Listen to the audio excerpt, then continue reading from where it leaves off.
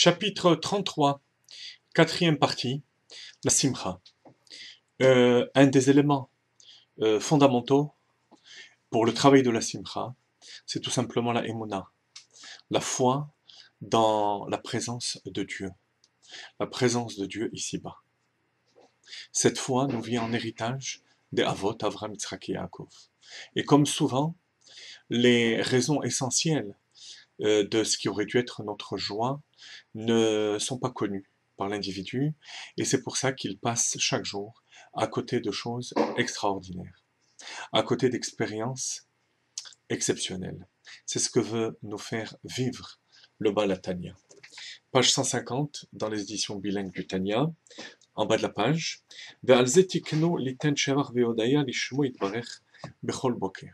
c'est pourquoi nos maîtres ont institué de remercier et de glorifier Dieu chaque matin, avant même la tfila, dans les préparatifs à la tfila, velomar ashrenu matov chelkenu, et de dire juste avant le petit schéma, combien nous sommes heureux. Matov chelkenu, combien notre part est bonne.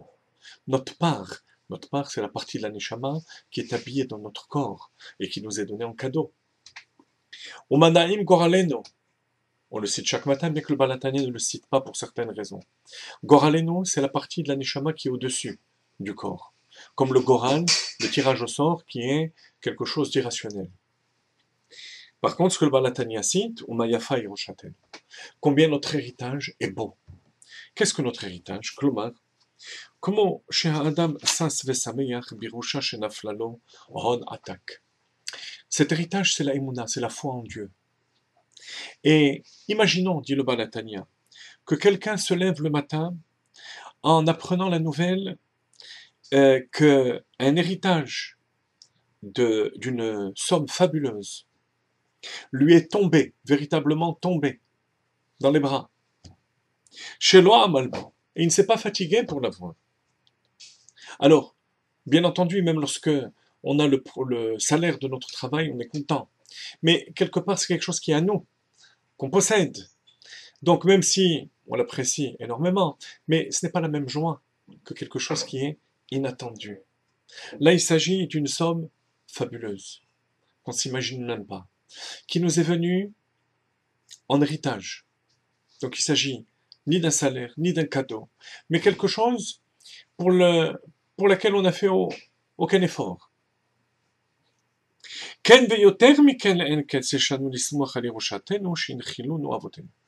De même, et avec encore plus de force, devons-nous nous réjouir de la Emouna d'Hachem.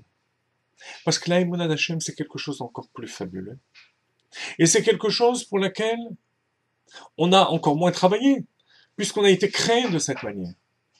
Avec Chelkeno, la partie de la Neshama qui est dans le corps, Goraleno, celle qui dépasse, et la foi en Dieu. Avec ça, on a tout. Et bien plus que ce pourquoi on aurait fait un Shecheyano, parce qu'on a reçu cette somme fabuleuse en héritage.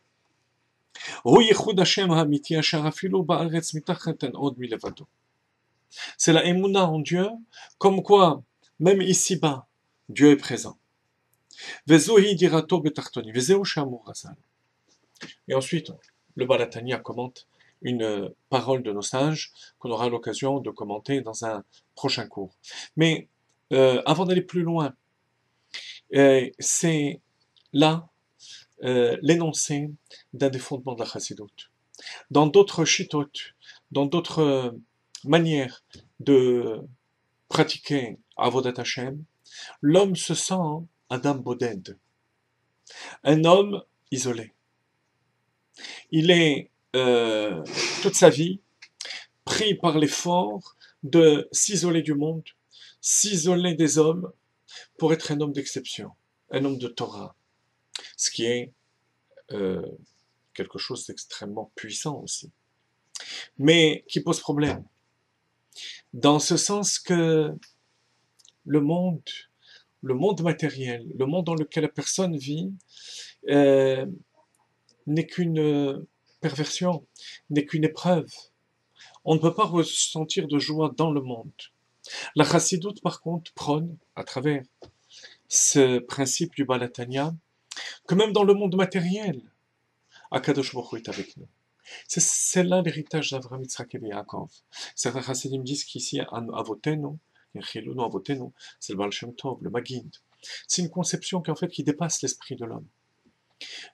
Akadosh Baruch Hu n'est pas seulement dans la Torah et dans le spirituel, mais dans ce monde matériel, dans le quotidien, dans ce qui pourrait nous tracasser chaque jour, Akadosh Baruch Hu est avec nous. Cette émouna doit remplir le cœur de chaque juif de simcha amétit, de joie authentique, immédiatement, lorsqu'il se prépare à la tfila après s'être levé.